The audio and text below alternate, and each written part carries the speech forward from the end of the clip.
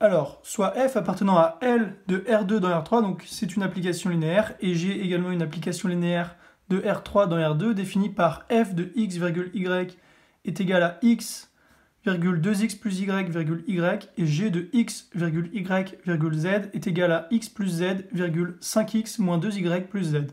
Donc, premièrement, déterminer ker f et im f. Deuxièmement, déterminer ker g et im g. Et troisièmement, montrer que g rond f appartient à groupe linéaire de R2. Nous allons définir ce que c'est au moment venu. Donc j'aimerais juste signifier que ker, ça veut dire noyau en allemand. Donc ici, c'est le noyau que nous allons déterminer pour f et g. Donc, première question. Soit, donc, ker f, donc soit u est égal à x, y appartenant à R2, tel que u appartient à ker f, c'est-à-dire f de u égale 0. Donc cela nous donne x égale 0, 2x plus y égale 0, et y égale 0, donc x égale 0, 2x plus y égale 0, et y égale 0. Donc cela nous donne directement x égale y égale 0, donc ker f est égal à 0. Nota bene, on peut dire que f est injective, puisque pour que f soit injective, il faut que son noyau soit égal à 0. Calculons maintenant im f, donc soit v est égal à a, b, c appartenant à R3, tel que v appartient à im f, c'est-à-dire que il existe x, y appartenant à R2, tel que f de x, y est égal à v. Donc, cela nous donne x égale a, 2x plus y égale b, et y égale c, ou encore x égale a, 2a plus c égale b, et y égale c. Donc,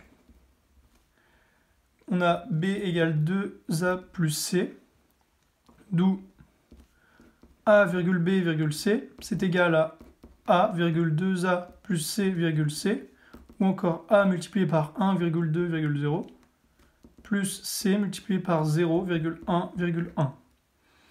Donc, im f est égal à vect de 1,2,0, 0,1,1. Cette famille est génératrice puisqu'elle est engendrée par un vecteur et elle est libre parce qu'on ne peut pas exprimer un vecteur en fonction de l'autre. Donc c'est une base de dimension, je peux le préciser ici, mais ce n'est pas demandé dans la question. Donc base de dimension 2. Maintenant, nous allons passer à l'application linéaire G. Donc, ker G dans un premier temps, soit U est égal à x, y, z appartenant à R3, tel que U appartient à ker G, c'est-à-dire G de U égale 0. Donc, on a x plus z égale 0, ou encore 5x moins 2y plus z égale 0, ce qui nous donne x égale moins z. Donc en remplaçant dans L2, la deuxième ligne, on a 2y est égal à 4x, ou encore donc y est égal à 2x. Donc x, y, z est égal à x, 2x, moins x. Donc, cela est égal à x multiplié par 1,2, moins 1. Donc, ker g est égal à vect de 1,2, moins 1. Donc, cette famille est génératrice puisqu'elle est engendrée par un vecteur, donc génératrice. Et elle est libre. Tout à l'heure, ce n'était pas très utile de le préciser, mais ici, vous allez voir que c'est beaucoup plus utile. Donc, elle est libre car réduite à un seul vecteur. C'est donc une base de dimension 1.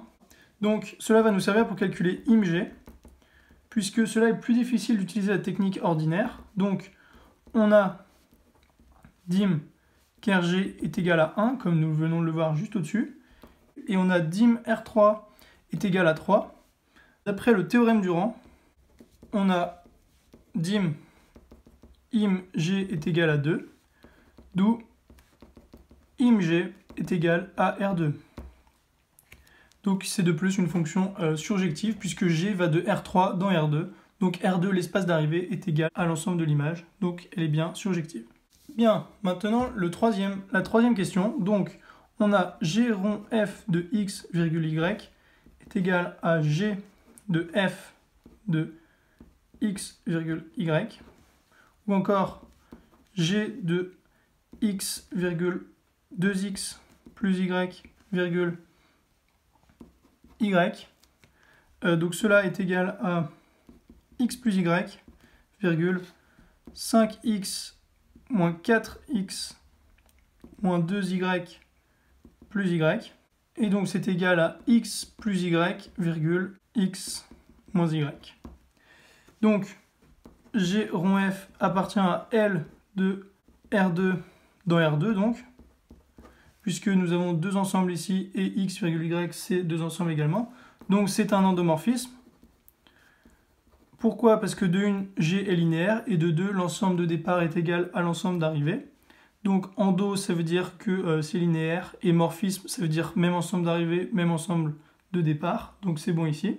Maintenant, nous allons déterminer ker G rond F. Donc ker G rond F de points. Donc soit U est égal à X, Y appartenant à R2, tel que U appartient à ker G rond F, cela équivaut à G rond F de U est égal à 0. Donc X plus Y égale 0 ou X moins Y égale 0, ce qui nous donne directement X égale Y égale 0. Donc ker G rond F est égal à 0. Donc G rond F est injective, puisque le noyau est égal à 0. Donc G rond F est injective, et comme c'est un endomorphisme, alors elle est bijective d'après le corollaire du théorème du rang. Et donc nous devions montrer si G rond F appartenait à groupe linéaire de R2 ou non. Donc, un groupe linéaire, qu'est-ce que c'est? C'est ce que nous devions montrer. Donc c'est lorsque c'est un endomorphisme et un isomorphisme. Donc ici on a G rond F qui est injective, et comme c'est un endomorphisme, d'après le corollaire du théorème du rang, elle est également bijective. Donc c'est un isomorphisme. Et donc comme c'est un isomorphisme et un endomorphisme, alors c'est un automorphisme. Donc ça appartient bien à groupe linéaire de R2. Donc G rond F appartient à GLN de R2.